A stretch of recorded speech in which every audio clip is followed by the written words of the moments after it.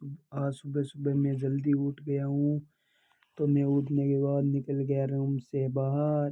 Room से बाहर निकलने के बाद मैं देख रहा हूँ सर्दी कितनी है, इसलिए मैं निकल गया घर से बाहर।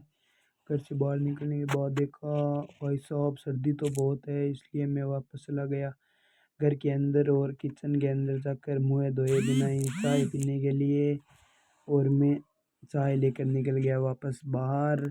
बाहर बहुत ही आवाज़ आ रही थी, मैंने देखा कौन है, इसलिए बाहर देखा तो अंकल जी हताई बातें कर रहे हैं, इसलिए मैं निकल गया छत के ऊपर। छत के ऊपर जाने के बाद मज़ा ही अलग है चाय पीने का, इसलिए मैं छत के ऊपर चाय पी रहा हूँ।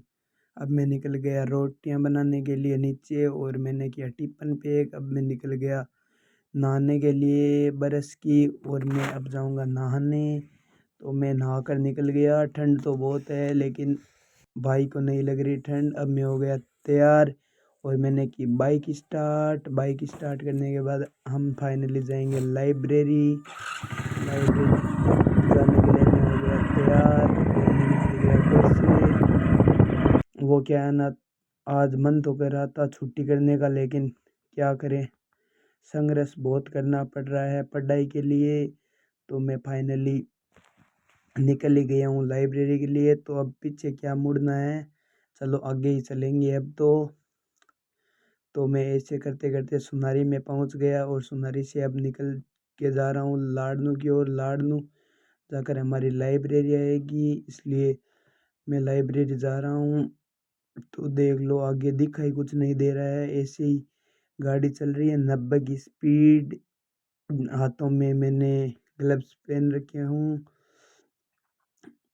और भाई साहब कोई गाड़ी के सामने आ गया तो वो तो बच नहीं पाएगा, इतना तो मेरा कहना है।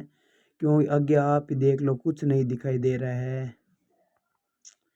लेकिन सर्दी में भाई साहब बाइक पर बहुत ही ज़्यादा सर्दी लग रही है। तो क्या करें, हम हमारे पास गाड़ी तो है नहीं, हमें जाना पड़ेगा बाइक से ही। तो मैं ऐसे बातें करते करते अब पहुंच गया लाड़नू में।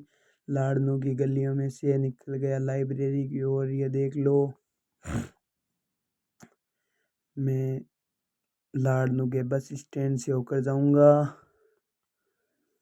और फिर मैं फाइनली पहुंच जाऊंगा लाइब्रेरी।